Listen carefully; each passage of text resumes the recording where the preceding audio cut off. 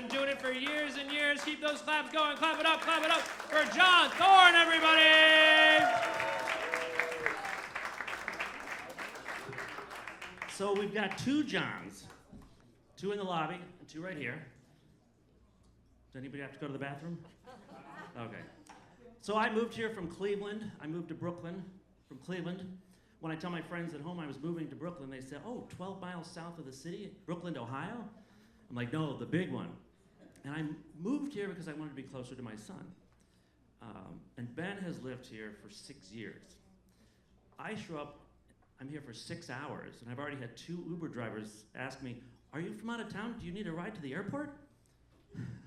Not yet. But so, apparently I stand out like the naked cowboy in Barnes & Noble, wearing nothing and hoping for something good.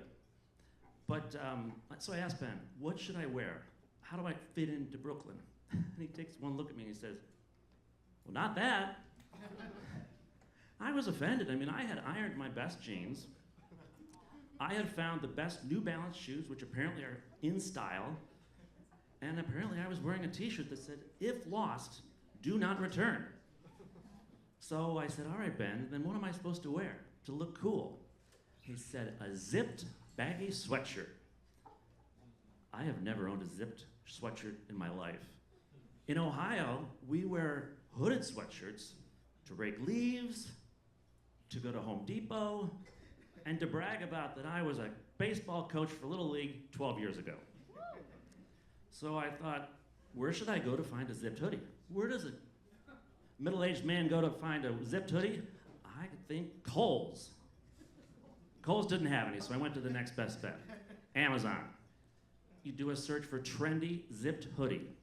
The things you get back include, a band from the 1950s, something that looks like it got ran over by a truck, which is the one I bought, and of course you get the recommendation. Do you want a sideways flat bill hat to go with that? So I own one of those now too. So the zipped hoodie shows up, I try it on, and the first thing I do is zip. The zipper's stuck immediately. So I'm like, this is not good. I keep trying. So I take the hoodie off, and I decide I'm gonna do some, maybe like a zip-endectomy. We're gonna get scissors out. So I start to cut around the zipper and getting it out, and then I realize there's fabric that still keeps going up. I'm just gonna cut that out too. We're gonna get all this done in one fell swoop. So I put it back on, and at this point, I zip it up. Now I have a zipped hoodie without a zipper. The whole thing just fell off.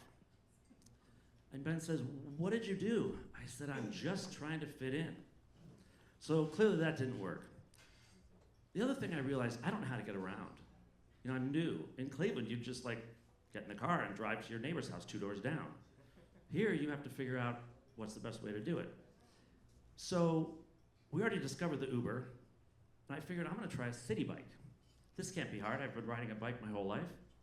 So I get a city bike, and if you've ever tried to get a city bike, trying to get it out of the bike rack is like figuring out how to get it to the lobby at Citibank just to use the ATM.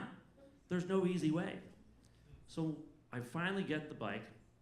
I'm going for a ride. I've got Google telling me which way to go home. And I get down to the corner, and she says, make the next left onto Kent Avenue. Kent Avenue is a one-way going the wrong way. How do I do this? So I turn right and start going around the next block. I figure I could trick Google, right? Same thing comes around. Turn left onto Kent Avenue. At this point, I'm sweating. I'm pedaling like I've never pedaled before. I'm gonna try it one more time. I go back around the block, and of course, this time the hot dog vendor says, hello again, John. So he's seen me before, and he knows what I like to eat.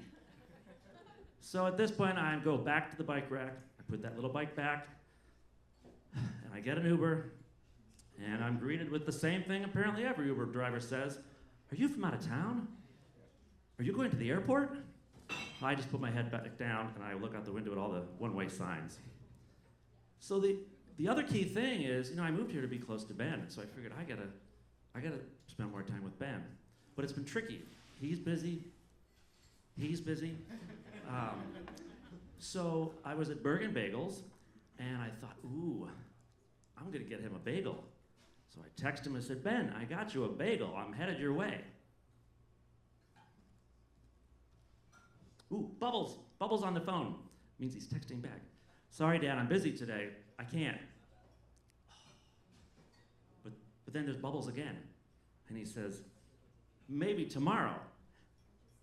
Yes, this man has plans for tomorrow. And so at this point, I find myself standing on Myrtle Avenue, wearing a zipped hoodie without a zipper, holding a bag of Bergen Bagels, Blueberry Ben bagels he doesn't want, and trying to figure out how to get home. And so at this point, I'm like, I get in the Uber again, and we all know what the Uber driver says. Are you going to the airport? And I said yes. Yes, I am. You guys have been great. Thanks so much. Have a great night. Thanks for coming out. If you remember anything of the four Johns here, just remember John Thorne. That's me. Thanks.